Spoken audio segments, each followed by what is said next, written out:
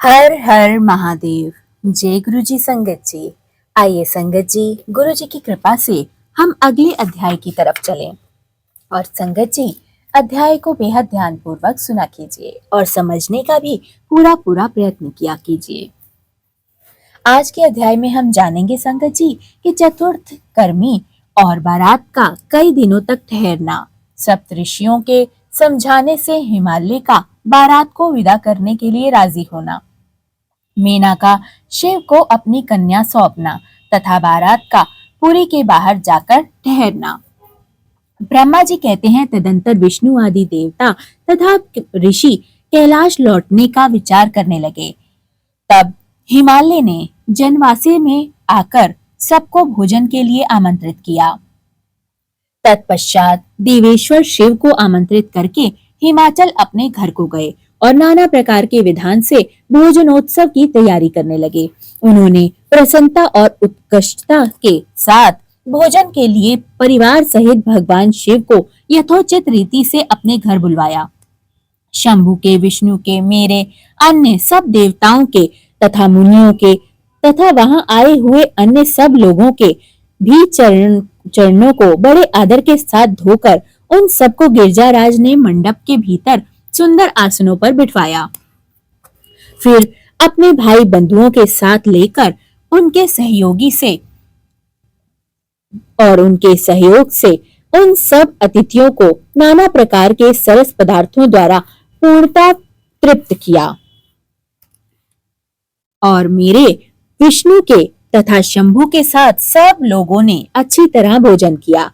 नारद विधिवत भोजन और आचमन करके तृप्त और प्रसन्न हुए।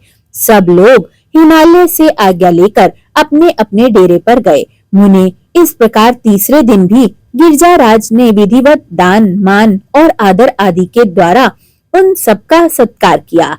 चौथा दिन आने पर शुद्धता पूर्वक सविधि चतुर्थी कर्मी हुआ, जिसके बिना विवाह यज्ञ अधूरा रह जाता है। उस समय नाना प्रकार का उत्सव हुआ। साधुवाद और जय जयकार की ध्वनि हुई। बहुत से सुंदर दान दिए गए। भांति भांति के सुंदर गान और नृत्य हुए। पांचवें दिन सब देवताओं ने बड़े हर्ष और अत्यंत प्रेम के साथ शैलराज को सूचित किया कि अब हम लोग अपने यहाँ जाना चाहते हैं, आप आज्ञा प्रदान करें।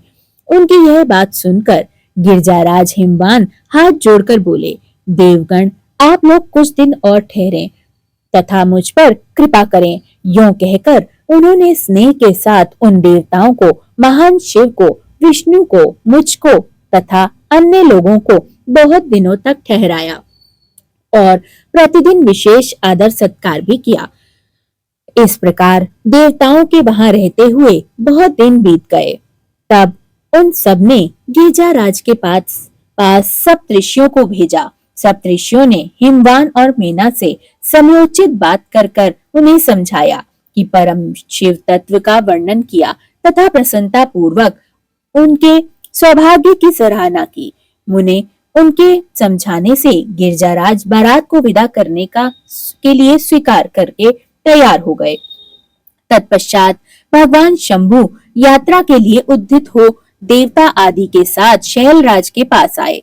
देवेश्वर शिव देवताओं सहित कैलाश की यात्रा के लिए जब उद्यत हुए, उस समय मेना उच्च स्वर से रोने लगी और उन कृपा निधान से बोली। मेना ने कहा, कृपा निधे, कृपा करके मेरी शिवा का भली भांति लालन पालन कीजिएगा।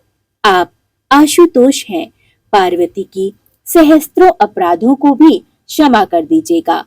मेरी बच्ची जन्म जन्म से आपके चरणाविंदों की भक्त रही है और रहेगी। उसे सोते और जागते समय भी अपने स्वामी महादेव के सिवा दूसरी किसी वस्तु की सुध नहीं रहती। मृत्युंजय आपके प्रति भक्ति भाव की बातें सुनते ही वह यह हर्ष के आंसू बहाती हुई पुलकित हो उठती है और आपकी निंदा सुनकर ऐसा मौन साध लेती है मानो मर गई हो।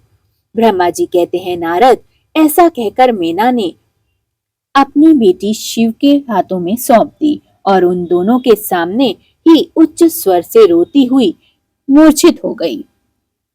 तब महादेव जी ने मीना को समझाया, सचेत किया और उनसे विदा ले देवताओं के साथ महान उत्सव पूर्वक यात्रा की। वे सब देवता अपने स्वामी शिव तथा सेवक गणों के साथ चुपचाप कैलाश पर्वत की ओर प्रस्थित हुए। वे मन ही मन शिव का चिंतन कर रहे थे। हिमाचलपुरी के बाहरी बगीचे में आकर शिव सहित सब देवता हर्ष और उत्सव के साथ ठहर गए और शिवा के आसन आगमन की प्रतीक्षा करने लगे। मुनीश्वर, इस प्रकार देवताओं सहित शिव की श्रेष्ठ यात्रा का वर्णन किया गया। अब शिवा की यात्रा का वर्णन सुनो, जो विरहव्य था और आनंद दोनों से युक्त है। हर हर महादेव। जय गुरुजी, शुक्राना गुरुजी, सर्वदा भला गुरुजी।